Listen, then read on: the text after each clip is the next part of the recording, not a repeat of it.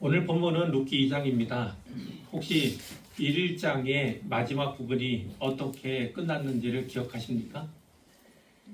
자, 1장 22절에 이렇게 되어 있습니다.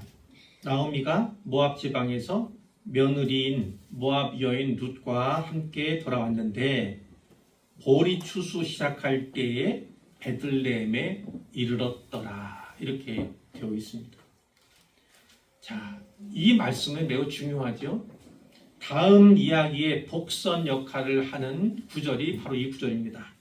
그러나 그보다 더 중요한 것은 이것이 시간의 주인이고 때의 주인이신 우리 하나님의 기가 막힌 타이밍을 보여주는 구절이라는 데 있습니다. 자, 그러나 거기서 그친 것도 아닙니다. 하나님께서 인생의 고통과 고민을 안고 베들레헴으로 돌아온 나오미에게, 그리고 그녀를 붙쫓아 이 베들레헴으로 나온 룻에게 주시는 인생의 답이 여기에 기록되어 있습니다. 답이 거기에 주어져 있다는 것입니다. 이스라엘 땅에서는 일반적으로 3, 4월경에 보리 추수를 하는 것으로 알려져 있습니다. 그때 어떤 일이 있었는지 오늘 본문을 살펴보도록 할 텐데요. 본문을 크게 세 부분으로 나누어 살펴보고자 합니다. 첫 번째 부분은 1절에서 7절까지입니다. 여기 내용은 보아스와 룻의 만남입니다. 보아스와 룻이 만난 이야기가 기록되어 있습니다. 근데 여기서 이제 주시고자 하는 말씀을 요약한다는 그런 거죠. 일상의 우연 속에서 역사하시는 하나님의 섭리를 우리가 주목해서 보아야 합니다. 자, 2장 1절을 보면 보아스라는 사람이 나옵니다. 보아스라는 사람이 등장을 하는데 그에 대해서 두 가지로 이야기를 하고 있습니다. 첫 번째는 유력한 자다 이렇게 되어 있어요. 유력한 자라는 것은 당연히 부자, 재물이 많은 사람을 이제 얘기합니다. 그런데 그것만 아니라 능력 있고 명예가 있고 영향력 있는 인물을 가리킬 때도 이 말씀을 사용을 합니다. 거기다가 보아스는요, 우리가 계속해서 보게 되겠지만 신앙심이 매우 돈독한 사람, 도덕적, 영적 권위까지 갖춘 사람이 보아스임을 우리가 보게 되는 거예요. 자, 두 번째는 뭐라고 되어 있냐면 나오미의 남편 엘리멜렉의 친족 이렇게 되어 있습니다. 나오미가 남편을 잃었잖아요. 남편 이름이 엘리멜렉인데 그 엘리멜렉의 친족 이렇게. 이것은 아주 중요한 정보입니다. 왜냐하면 기업 물을 자, 고엘이라고 하는 기업 물을 자, 그 가운데 이 보아스가 있기 때문에 그렇습니다. 기업 물을 자는 레위기에 그것이 무엇인가를 잘 보고 있는데, 예를 들어서 잃어버린 재산을 다 되찾게 해준다든지 여러 가지 고엘의 그 기업 물을 자의 역할, 작용들이 성경에 나타납니다. 그것은 뒤에도 이제 살펴보게 될 것이고요. 이 1절의 9절이 매우 중요한 이유는 보아스라는 이 사람이 하나님께서 나오미와 룻을 위해 준비하신 답이기 때문에 그렇습니다. 답이기 때문에 그래요. 나오미도 몰랐고 룻도 몰랐지만 하나님께서는 보아스라고 하는 답을요, 그들의 인생 가운데 촉하니 내놓으셨다 이렇게 볼 수 있어요. 사랑하는 성도 여러분, 우리 인생도 마찬가지입니다.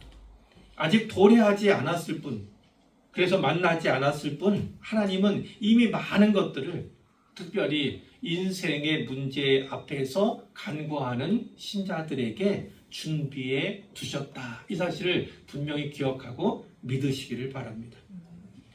자, 2절에 보면 모압 여인 룻이 나오미에게 이야기를 합니다. 내가 밭으로 가서 누구에겐가 은혜를 입으면 그를 따라서 이삭을 줍겠습니다. 이삭 줍기 하러 가겠다는 겁니다. 그러니까 나오미가 내 따라 갈지어다 이렇게 허락을 하죠. 룻이 들러 나갑니다. 왜 나갑니까? 먹고 살기 위해서죠. 나오미와 자신 생계를 이어가야 하니까 이삭 줍기라도 하려는 것입니다. 그녀는 이스라엘 사람이 아니에요. 유대인이 아니에요. 보장된 신분을 갖고 있지 않습니다. 보호 장치도 없습니다. 미래도 불투명합니다. 그래서 하고자 하는 일이 바로 이삭 죽기. 이삭 죽기는 가난한 자들 그리고 이방인들에게 허락된 가장 낮은 자리다. 이렇게 기억하실 수 있겠어요. 그런데 룻이 베는 자를 따라, 그러니까 베는 자가 있고 죽는 자가 따로 있는 겁니다. 베는 자들은 베고 가면 뒤에서 멀찍이에서 이제 죽는 자가 이삭 죽기를 할 수 있는 겁니다. 베는 자를 따라서 이삭을 죽는데 우연히, 매우 중요한 단어입니다. 우연히 엘리멜렉의 친족인 보아스에게 속한 밭에 이르렀더라. 어느 들을 나가서 어느 밭에 가게 되었는데 그 밭이 보아스에게 속한 밭이었다는 겁니다. 그러니까 전혀 모르고 간 곳이 바로 보아스에게 속한 밭이었다는 것입니다. 이 우연이라고 번역된 이 단어를 지역하면 우연처럼 보였다 이런 뜻입니다. 우연처럼 보였다 이런 뜻입니다. 우리는 알고 있죠. 우연이 아니라는 것을 알고 있습니다. 룻이 그 밭을 선택한 것이 아니라 하나님께서 그 밭으로 룻을 인도하셨다. 우리는 이렇게 해석하곤 하지요. 사랑하는 여러분, 우리 인생에도 이 같은 우연이 있지 않습니까? 우연히 만난 사람, 혹은 우연히 간 자리, 또 우연히 시작된 사건. 믿음의 눈으로 보면 그 우연이 결국은 필연이었음을, 하나님의 간섭이었음을, 하나님의 섭리였음을 우리가 고백하게 되는 것이죠. 하나님께서는 세상을 만드셨습니다. 창조하셨습니다. 그러나 어떻게 하시는 분이에요? 통치하십니다. 다스리십니다. 보존하시고 지키십니다. 이것이 바로 섭리에 관한 말씀이에요. 섭리. 하나님께서 창조하신 모든 것을 보존하시고 다스리시고 목적을 이루시는 사역, 그것이 바로 섭리에 대한 요약인데요. 하나님은 섭리하시는 하나님이십니다. 그러니까 사람의 시선, 사람의 관점으로 보면 우연일 수밖에 없어요. 우연. 그러나 우연도 반복되면 필연이 되는 것입니다. 자, 하나님의 시선, 하나님의 관점에서 보면 그것을 우리는 섭리라고 한다. 이렇게 볼 수가 있는데 늘 우리는 우연을 말하지만 하나님께서는 필연을 통해서 또 섭리를 통해서 계획하신 바를 이루신다. 그것이 바로 성경이 처음부터 끝까지 말씀하시는 중요한 요점입니다. 자, 4절에 보니까 마침이라는 단어가 있습니다. 마침. 보아스가 베들레헴에서부터 왔어요. 자기 밭까지 베들레헴에서 왔습니다.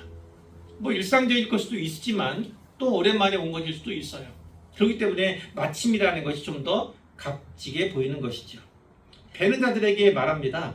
여호와께서 너희와 함께 하시기를 원하노라.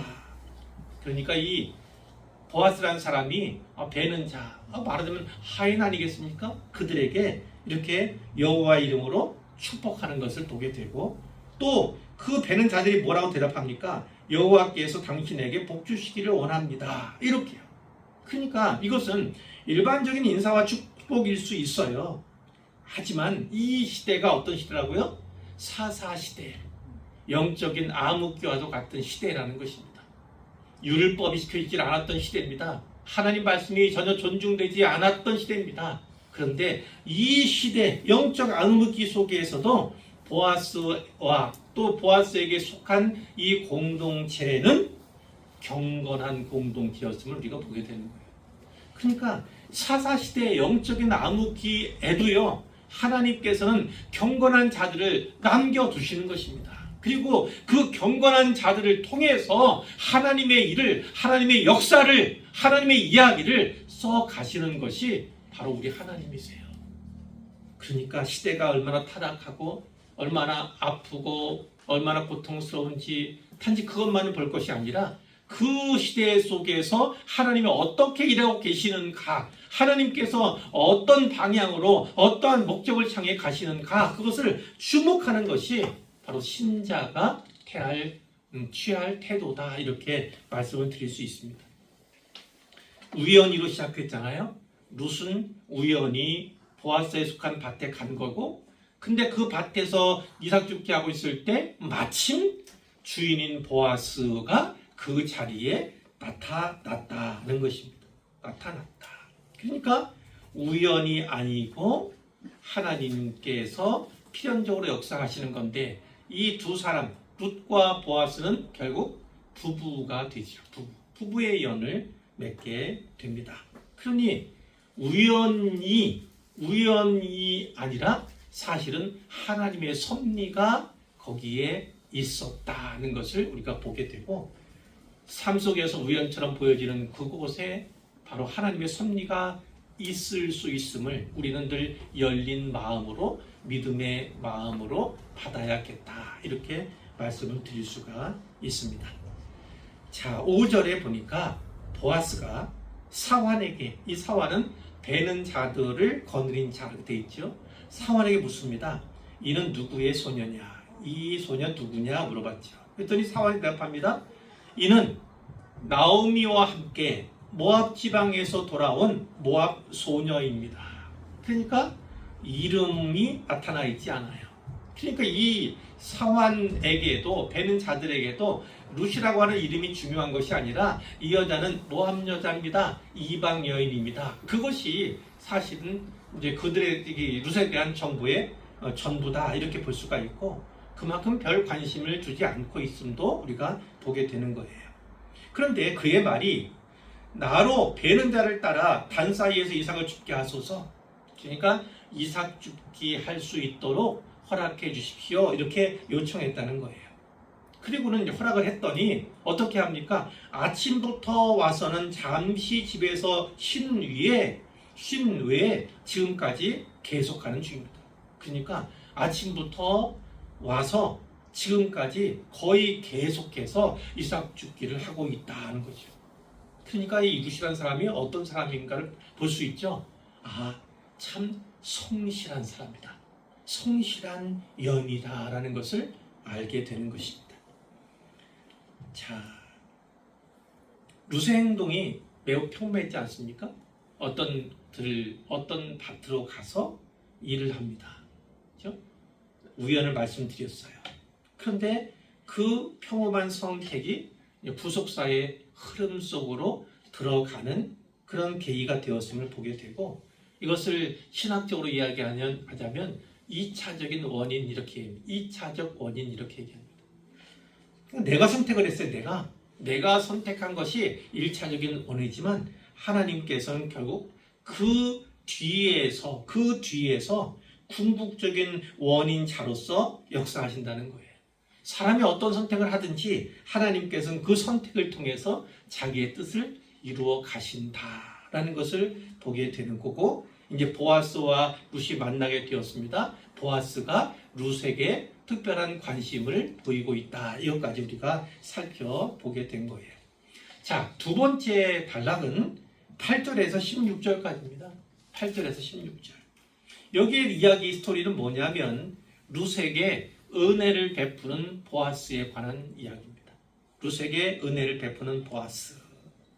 오늘 설교 제목이 예기치 않은 은혜, 그치지 않는 은혜, 이렇게 잡았는데 바로 예기치 않은 은혜에 관한 얘기가 여기에 요점인 거고요. 이것을 좀 더 신학적으로 좀 늘려놓는다면 이겁니다. 자격 없는 자에게 베풀어지는 하나님의 은혜의 이야기. 자격 없는 자에게 베풀어지는 하나님의 은혜에 관한 이야기다라는 겁니다. 자, 8절에 보아스가 룻에게 말합니다. 내 딸아 들으라. 이삭을 주우러 다른 밭으로 가지 말라. 다른 밭으로 갈 필요 없다. 내 밭에서 여기서 주우라는 겁니다. 여기를 떠나지 말고 나의 소녀들과 함께 있으라. 나의 소녀들과 함께 있으라. 이렇게 이야기를 합니다. 그리고 9절에 보니까 그들이 베는 밭을 보고 그들을 따르라. 내가 그 소년들에게 명령하여 너를 건드리지 말라 하였느니라. 아까도 말씀드렸지만 보호 장치가 없어요. 모압 여인, 이방 여인입니다. 그리고 이 여인은 과부예요.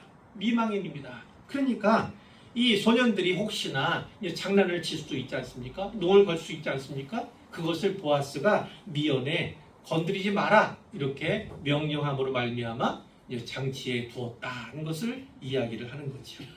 자, 보호에 관한 말씀이에요.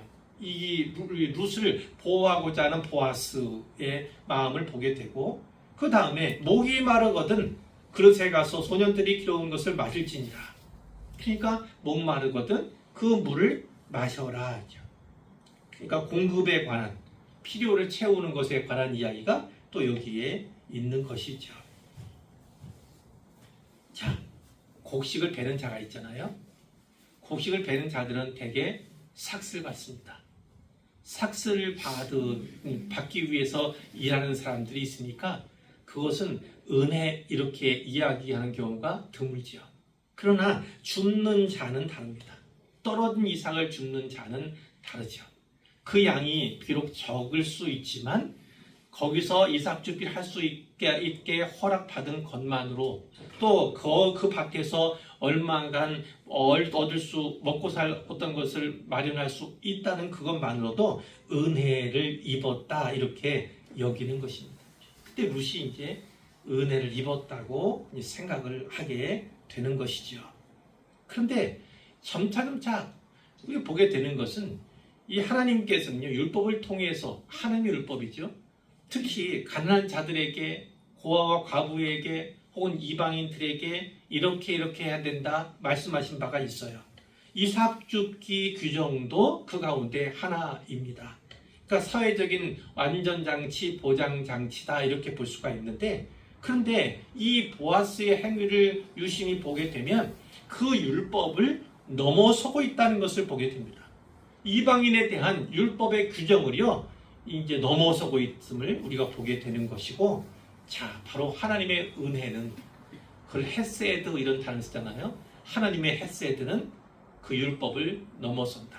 어떠한 법과 어떠한 율법, 어떠한 규정, 그 모든 것을 넘어서는 것이 바로 하나님의 헤세드다.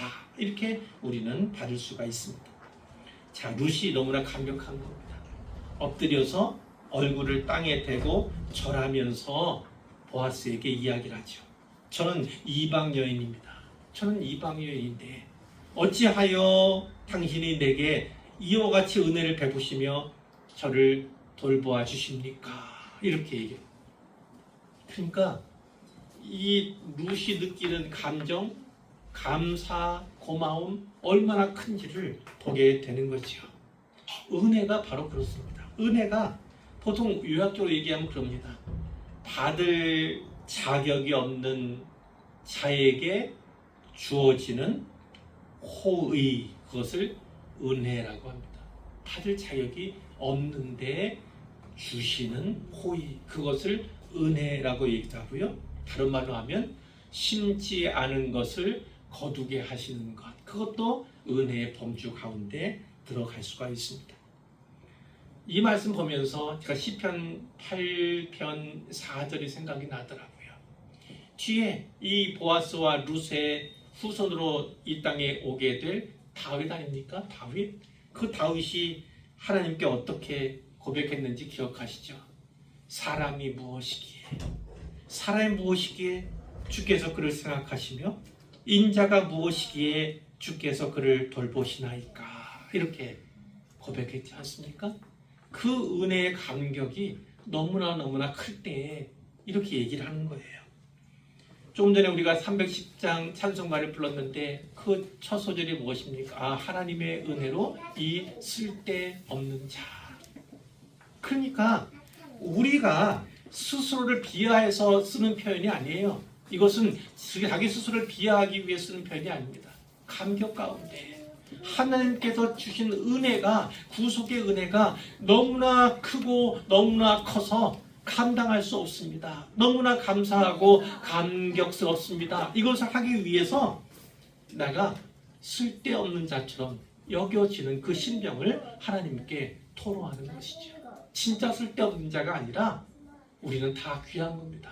하나님 형상으로 지음받은 존귀한 존재가 바로 우리고, 하나님의 사랑을 듬뿍 받은 사랑받는 자가 우리임을 믿으셔야 돼요.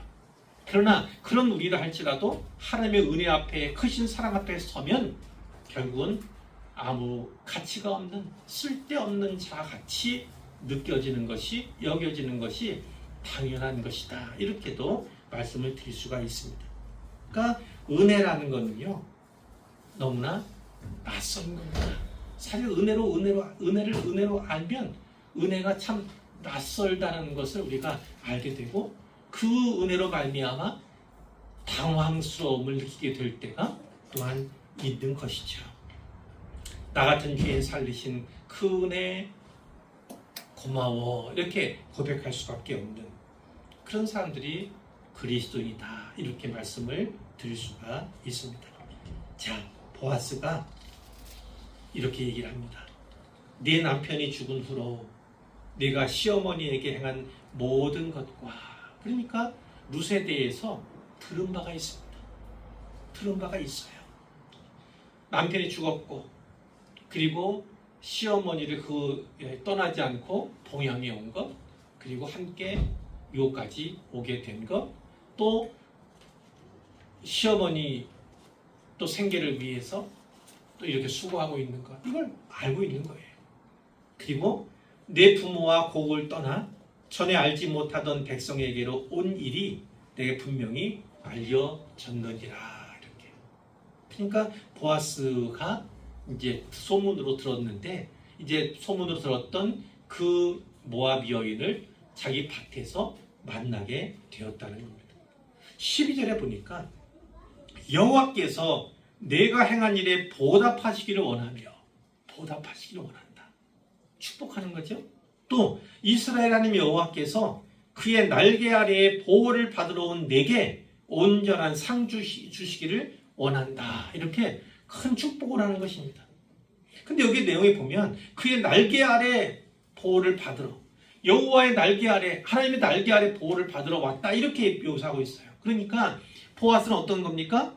이 모압 여인 룻을 언약 공동체 안으로 수용한 겁니다. 받아들인 거예요. 환대한 겁니다. 자, 하나님의 날개 아래 이런 표현이 있습니다. 그것은 하나님의 보호를 의미하기도 하고 피난처 되시는 하나님을 또 말씀하기도 하고 하나님께서 날개로 덮어주시는 그 사랑을 묘사하는 그런 내용인데요. 근데 뒤에 보겠지만 3장 9절에 보면 룻이 보아스에게 이렇게 말하는 대목이 나와요. 나는 당신의 여종 룻이오니 당신의 옷자락을 펴 당신의 여종을 덮으소서 이렇게 얘기합니다. 당신의 옷자락, 그것이 바로 날개로 번역된 그 단어와 동일한 단어입니다. 그러니까 이런 겁니다. 지금 여기서는 하나님의 날개 아래 이렇게 되어 있는 거고 뒤에 가보면 보아스의 날개 아래 이렇게 되는 거예요. 우리가 중요하게 붙잡아야 할 것이 있습니다. 이게 뭐냐면 하나님은 바로 사람을 통해서 일하신다는 겁니다. 사람을 통해서 일하신다. 여기서 중요한 개념이 언약이라는 개념이에요. 언약. 하나님은 단순히 좋은 분 이렇게만 말씀드릴 수 있는 분이 아닙니다. 그분은 언약을 맺고 언약을 신실히 지키시는 분, 그분이 진짜 좋은 분, 언약의 하나님이시다라는 것입니다. 그런데 이 룻이라는 사람은 모압 여인이잖아요. 이방인 아닙니까? 그러니까 언약 밖의 사람이에요. 언약 밖의 사람 아닙니까? 그런데 그 언약 밖의 이방인이었던 이 룻이라는 사람이 지금 여호와의 날개 아래로 들어오게 된 거예요. 언약 공동체로 편입되었음을 이게 보게 되는 것이죠.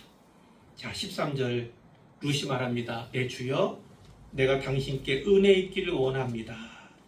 나는 당신의 하녀 중에 하나와도 같이 못하오나 당신이 이 하녀를 위로하시고 마음을 기쁘게 하는 말씀을 하셨나이다. 이렇게 고백을 합니다. 자기는 어떤 거예요? 하녀. 당신의 하녀들보다 못한 하녀. 이렇게 이야기를 합니다.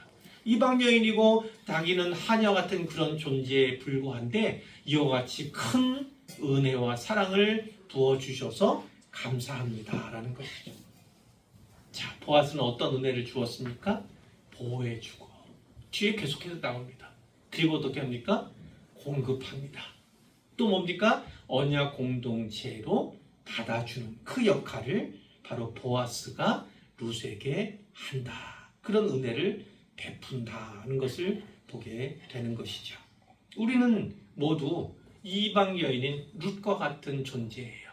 우리야말로 이방인, 유대인의 시각에 보면 우리는 이방인이었고 우리는 언약 밖의 사람들이었습니다. 그런데 이방인이고 언약 밖의 사람들인 우리를 언약의 공동체로 편입시켜 주신 분, 그분이 누굽니까? 바로 예수 그리스도십니다. 보아스는 바로 예수 그리스도의 그림자로서 이 룻에게 환대를 보여준다, 이렇게 볼 수가 있습니다. 자, 계속해서 그치지 않는 은혜가 끊임없이 이어지는데 14절에 보니까 식사 시간이 되었습니다. 보아스가 룻에게 이렇게 얘기합니다. 이리로 와서 떡을 먹으며 내 떡 조각을 초에 찍으라. 그러니까 이 받아가서 먹어, 그게 아니죠. 이리로 가까이 와서 함께 먹자는 것입니다. 그러니까 룻이 곡식을 베는 자 곁에 앉았습니다. 그에게 볶은 곡식을 줬어요. 이게 양식을 준 거죠. 룻이 배불리 먹고 남았다라는 것입니다. 여기는 어떤 걸 허락한 겁니까? 식탁의 교제까지 허락을 한 거예요. 식탁의 교제는 매우 매우 중요한 것입니다.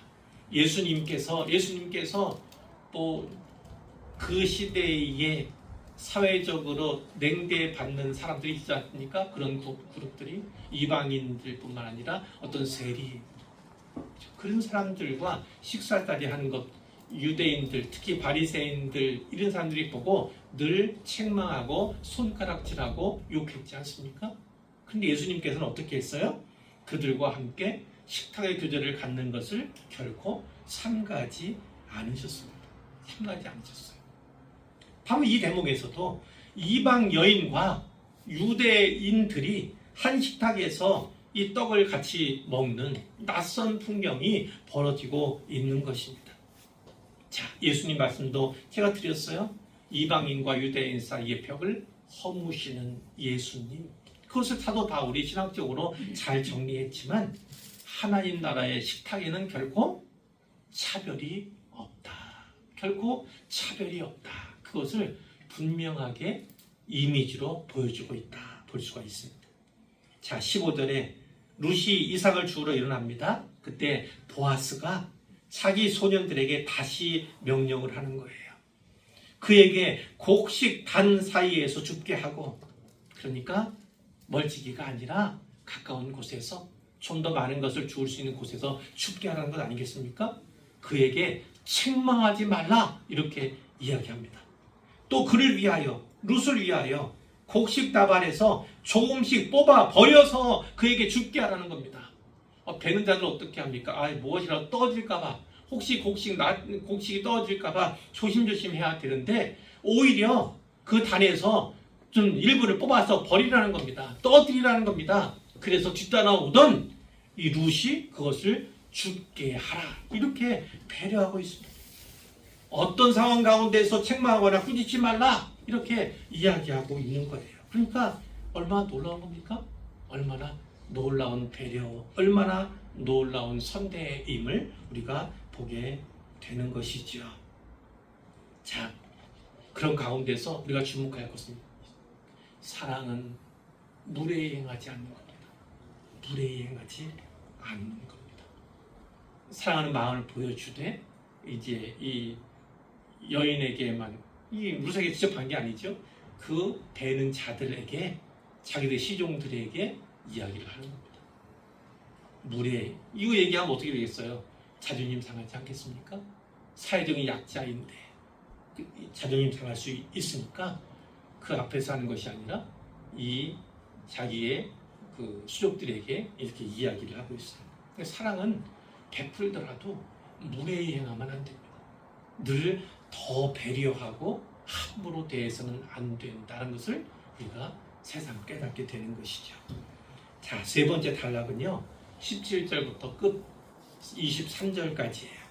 여기에는 어떤 내용이냐면 나오미가 깨닫게 된 은혜에 관한 내용입니다. 나오미가 깨닫게 된 은혜.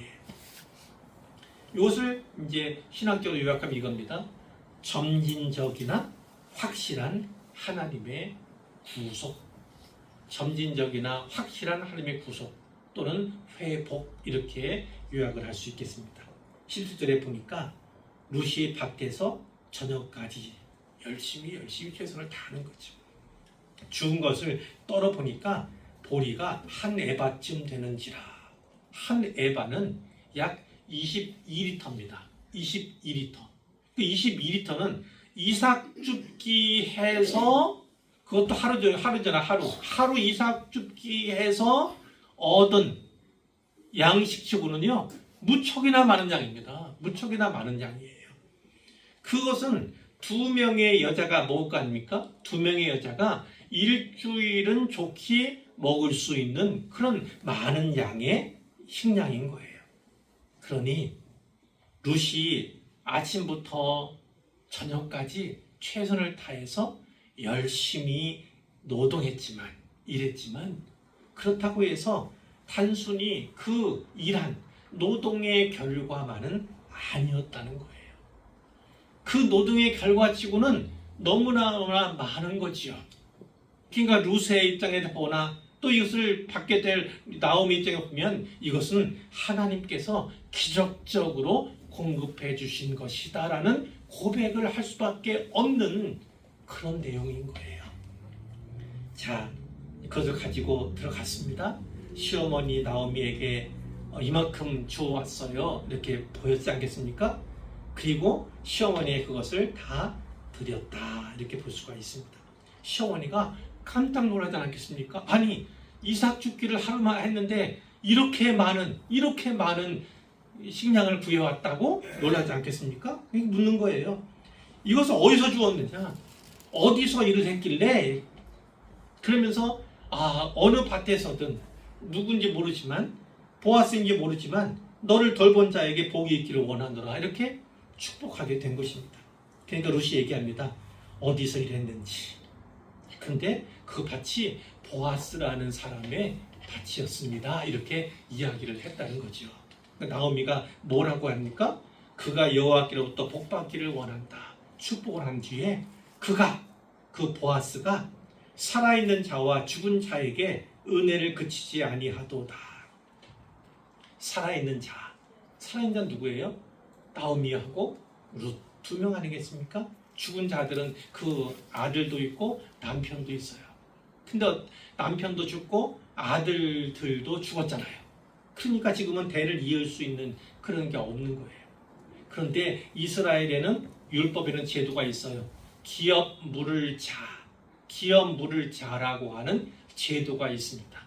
그 제도의 근거에서 이야기를 하게 되는 거예요.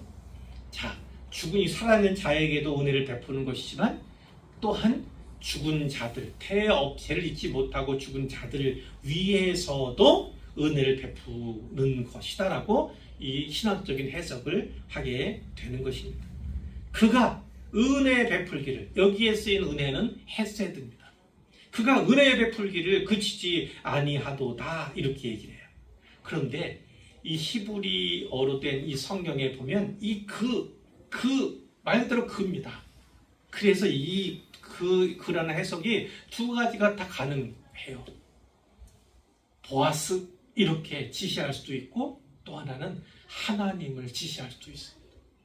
그러니까 보아스가 이러한 은혜 베풀 뿐만 아니라 하나님께서 이와 같이 은혜를 베푸시는구나 이렇게 고백하게 되었다는 것입니다. 자, 나오미가 또 말합니다. 그 사람 보아스를 얘기하는 거예요. 보아스는 우리와 가깝다. 우리 기업을 물을 자 중에 하나다라는 것. 기업을 물을 자 중에 한 사람이다라는 거죠. 물론 뒤에도 보시겠지만 우선순위가 있습니다. 1번이 거절하면 2번에게, 2번도 거절하면 3번에게 이렇게 기업 물을 자의 지위가 넘어가는 거예요. 근데 결국은 보아스가 기업 물을 자의 역할을 행사하게 되는 것입니다. 그래서 기업 물을 자가 되는데 이와 같은 상황들을 보면서 나오미가 깨닫게 된 거예요. 보아스가 기업 물을 자의 그 역할을 하기를 원하는 것 같다 이렇게 생각을 하게 되는 것이죠. 21절에 보니까 모압 여인 룻이 말합니다. 그가 또 이런 말을 했습니다. 내 추수를 다 마치기까지 너는 내 소년들에게 가까이 있으라. 자, 추수를 마치기까지. 그건 무슨 얘기냐면 뒤에 말씀 보면 보리 추수와 밀 추수를 마치기까지 이렇게 돼 있어요. 그러니까 보리 추수기가 따로 있고 밀 추수기가 따로 있습니다. 보리 추수기와 밀 추수까지 합하면 약 2 내지 3개월이라는 시간이 걸리는 거예요. 근데 모든 추수를 할 동안에 떠나지 말고 여기서 이삭 줍기를 계속하라, 이렇게 보아스가 허락했다는 거예요. 하루 먹고 살기 힘들 그런 때 아닙니까? 이삭 줍기도 어느 밭에 가든지 허락을 받아야 하는데 이 보아스가, 이 밭의 주인이 그것을 너그러이 뿐만 아니라 2, 3개월 동안 다른 데 가지 말고 여기서 보리 추수만 아니라 밀 추수 마칠 때까지 여기서 일하라, 이렇게 허락을 했다는 것입니다. 그러니까 대단히 고마운 일이 아닐 수 없는 거죠. 그런데 이 나오미가 아까 말씀드렸죠. 보아스에 대해서 어떤 확신을 갖게 된 거예요. 그러니까 보아스가 비록 내 소년들에게 가까이 있으라 이렇게 이야기는 했지만 22절에 보니까 나오미가 룻에게 부탁을 하는 겁니다. 너는 그의 소녀들과 함께 나가라. 다른 밭에서 사람을 만나지 아니하는 것이 좋으니라, 이렇게 얘기했어요. 이걸 보면 나오미가 확신을 갖고 있다. 보아스가 이 룻에게 예기치 않은 환대를 베푸는 그것을 보고 기업물을 지위에 있을 가능성이 있는 바로 그가 기업물을 자의 역할을 행사할 가능성이 있음에 확신하게 되는 그런 대목이에요. 그러니까 그 소년들 이야기는 보아스가 했지만 소년들이 아니고 다른 사람 만나지 마라. 특히 그 다른 사람은 남자지요.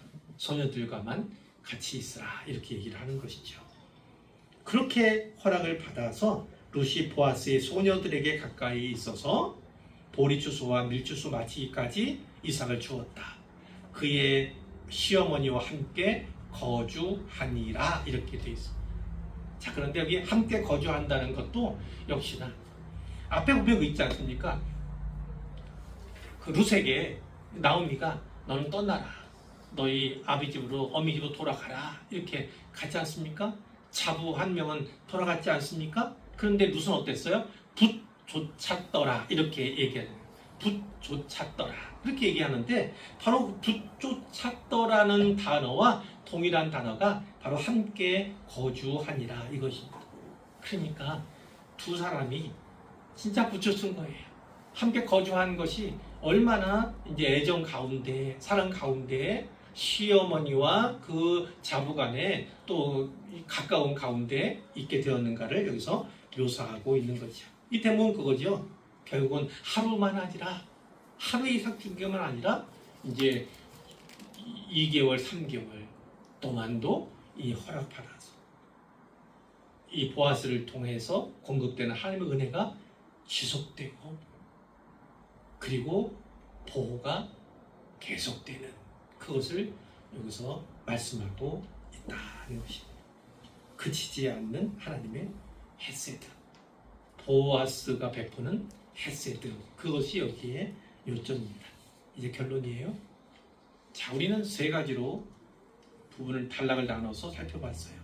보아스와 룻이 만났고 룻에게 은혜를 베푸는 보아스에 대해서, 그리고 나오미가 그것을 듣고 깨닫게 된 은혜에 대해서, 그것은 결국 나오미가 신학적인 해석을 달리했다는 거예요. 왜요? 전에는 다 잃어버렸다, 텅 비었다, 텅 비었다. 나오미라고 하지 마라, 이제 말하라 하라. 이제는 내 인생이 너무나 쓰다. 하나님께서 나를 이렇게 만드셨다, 쓰게 만드셨다, 이렇게 했지 않습니까? 그런데 그랬던 나오미가 이 보아스가 룻을 선대한 이 이야기를 전해 듣고 확신하게 된 것입니다. 그리고 어때요? 같은 삶이었지만, 연속적인 삶이었지만 새로운 신학적인 해석을 하게 된 것입니다. 그것이 다 하나님의 은혜 가운데 있음을, 자기의 삶이 비록 이렇게 낭망한 채, 텅 빈 채 돌아온 인생, 사람들에게 손가락질 당할 만한 인생에 처해 있지만 하나님의 은혜가 끝나지 않았음을, 보아스를 통해 하나님께서 일하고 계심을, 그것을 확실히 믿게 되었다는 것입니다. 바로 이것이에요. 신학적인 해석이 무척 중요한 것입니다. 자, 이 가운데 우리가 무엇을 보았습니까? 일상의 우연 속에서 역사한 하나님의 섭리에 대해서 눈뜨게 되고, 자격 없는 자에게 베푸시는 하나님의 은혜에 대해서 우리가 생각하고, 점진적으로 보이지만 확실한 하나님의 회복, 하나님의 구속에 대해서 우리가 함께 눈뜨는 그런 기회가 되었음을 보게 돼요. 그러니까 이 본문은 세 가지 핵심으로 정리할 수 있다는 겁니다. 하나는 섭리, 하나는 은혜, 하나는 회복이라는 관점에서 이 본문을 볼 수가 있다는 거예요. 그러니 이렇게 적용할 수 있겠죠. 우연처럼 보여지는 일들 가운데서 하나님의 섭리를 보자라는 도전을 우리가 받을 수 있습니다. 하나님의 섭리, 그 섭리의 눈으로 일들을 바라보자는 것입니다. 그러면 하나님께서는 어떻게 해요? 우연을 가장해서 필연을 써가시는, 우리의 선택을 통해서 하나님의 일을 하시는, 우리의 일상을 통해서 하나님께서 계획하신 것을 이루어 가시는 그분을 발견하게 될 것입니다. 자, 또 하나는 이런 거죠. 그러면 우리는 누군가의 보아스인가, 이렇게 도전받을 수가 있습니다. 보아스가 어떻게 했습니까? 이방 여인을, 달리 말하면 자격 없는, 은혜 안에 있지 않는 사람이라 할지라도 그를 위해서 어떻게 합니까? 보호하고, 그를 위해서 공급하고 공동체로 받아들이는 그 역할을 바로 보아스가 합니다. 그러니까 은혜의 통로 역할을 보아스가 하고 있다는 것을 우리가 보게 된 것이고요. 우리 역시도 먼저 은혜 받은 자로서, 먼저 믿음을 가진 자로서, 하나님의 자녀가 된 자로서, 사명을 받은 자로서 어떻게 해야 합니까? 바로 보아스가 되어야 한다. 이런 도전도 받게 되는 것이고, 그에 앞서서 세 번째로 우리 모두는 바로 룻과 같은 존재였음을 깨닫는 게 중요하죠. 은혜가 무엇이라고요? 자격 없는 자에게 공급하시는, 베푸시는 하나님의 호의가 바로 은혜입니다. 신지 않은 것을 거두게 하시는 것도 또한 은혜다 말씀을 드렸는데, 우리는 이방인이었고 우리는 언약 공동체 밖에 있던 사람, 언약 밖에 있던 자들이었습니다. 그런데 우리를 은혜의 자리로 초대했다. 누가요? 하나님이 누구를 통해서? 예수 그리스도를 통해서 그 은혜의 자리로, 언약 공동체 속으로 우리를 입양했다는 사실을 분명히 기억하면 좋겠습니다. 그리고 네 번째, 마지막으로 어떤 상황 가운데서도 낙심하지 말자는 겁니다. 왜냐? 하나님은 일하고 계십니다. 나오미도 몰랐고 룻도 몰랐습니다. 그러나 하나님은 일하고 계셨습니다. 일하고 계셨어요. 바로 그것입니다. 우리 눈에 보이지 않아도, 잘 느껴지지 않아도, 그것이 더딘 것처럼 보여도, 여기 계속 그러잖아요. 뭔가 더디게 점진적으로 모든가 이루어집니다. 더디고 점진적인 것 같이 보여도 중요한 건 확실하다는 겁니다. 하나님께서는 확실히 일하신다는 것입니다. 하나님이 쉬지 않으시는 한, 하나님이 쉬지 않으시는 한 하나님의 일은 계속 진행됩니다. 바로 우리 속에서 일하시는, 우리의 삶 속에서, 사역 속에서, 혹은 시대 속에서, 사회 속에서 일하시는 하나님의 손, 그 손, 능력의 손을 발견하는 우리 모두가 되기를 주님의 이름으로 축복합니다.